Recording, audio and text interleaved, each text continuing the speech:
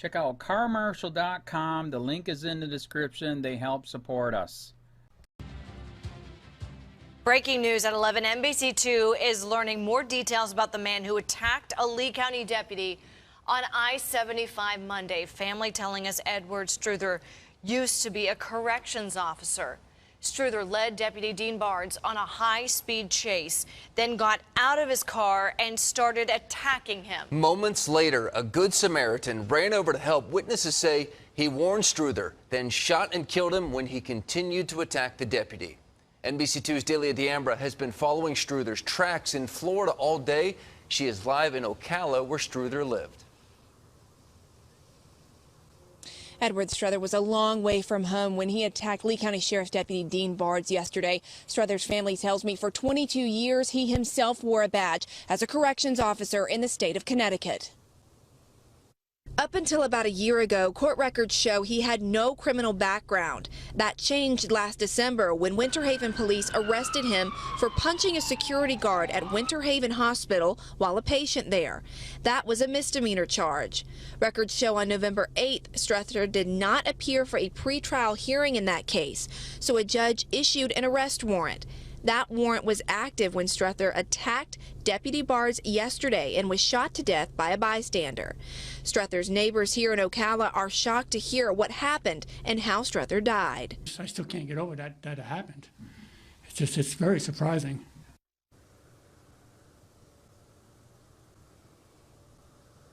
Struther's neighbors tell me for at least the last 2 weeks they have heard some bizarre singing and noises coming from a man at Struther's home. Struther's family is here at their home in Ocala grieving tonight. They say they declined to go on camera with us but may make a statement in the near future. Live in Ocala, Delia D'Ambra, NBC2. Here's what we know from the deputy's personnel file. Dean Bards has been with the sheriff's office for 12 years. He was hired as a corrections officer and was promoted to deputy sheriff 2 years later. In May of 2015, Bards was placed on workman's comp for injuries he got on the job. 5 months later, he was placed on workman's comp again for surgery related to those injuries.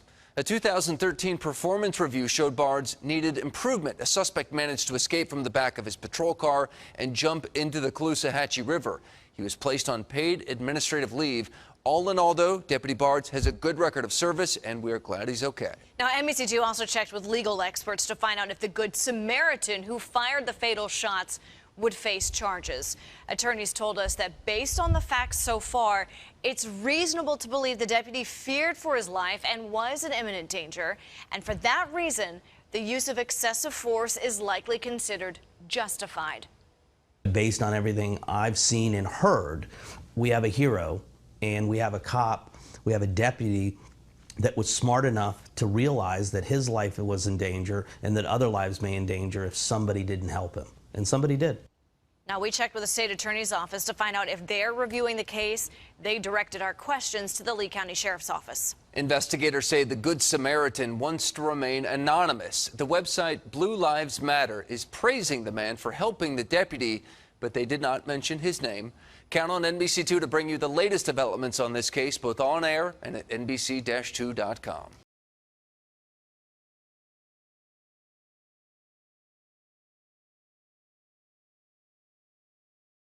Lee County deputy attacked on I-75 dies suddenly. Posted, January 3, 2018, 3:55 p.m. EST. The Lee County deputy who was attacked on I-75 in 2016 has died. Cape Coral police responded to Dean Bards' home late Tuesday after his son called for help, saying his father appeared lifeless and wasn't breathing. Bards, 48, was later pronounced dead. His body was taken to the medical examiner's office and a cause of death has not been released. The sheriff's office said his death is not considered suspicious. Bards was attacked by a man he pulled over in November 2016 on I-75 near the Corkscrew Road exit.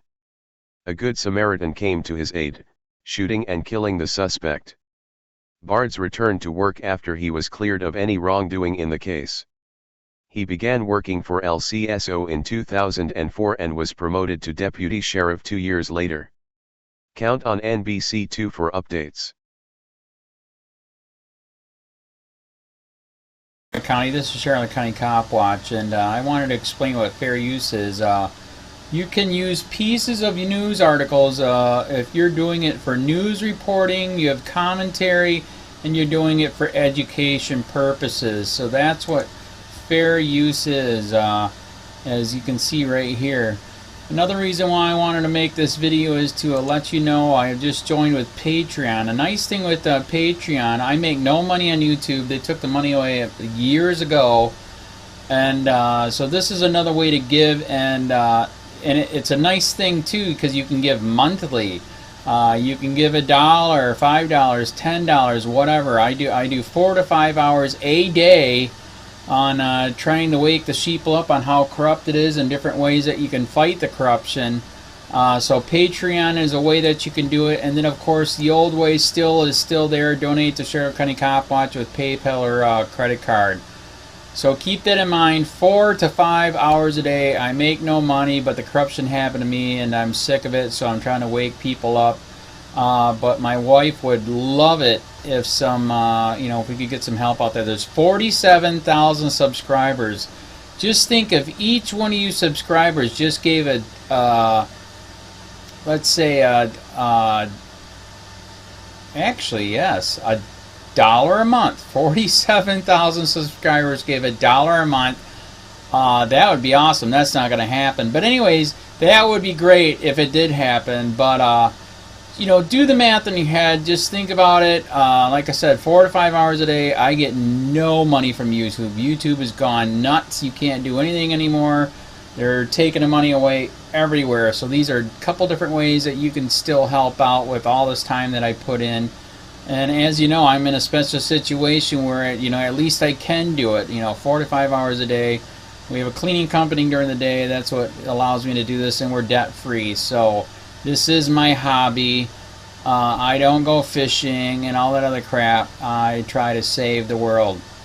So help me out to make the wife happy, man. In fact, if you guys did give $1 a day, and there was 47,000 of you, and you did it, and each of you gave $1, and that was every month, oh my God, yes, I could quit. I could start suing them. Another idea too that we have is if I got some funds, we could actually contact everyone that has been ticketed and or arrested and put in jail and start sending them postcards to let them know we're here, and to see if everything went all right, and if it didn't, find out their story. So we could even do more investigations and more lawsuits. Lawsuits take money.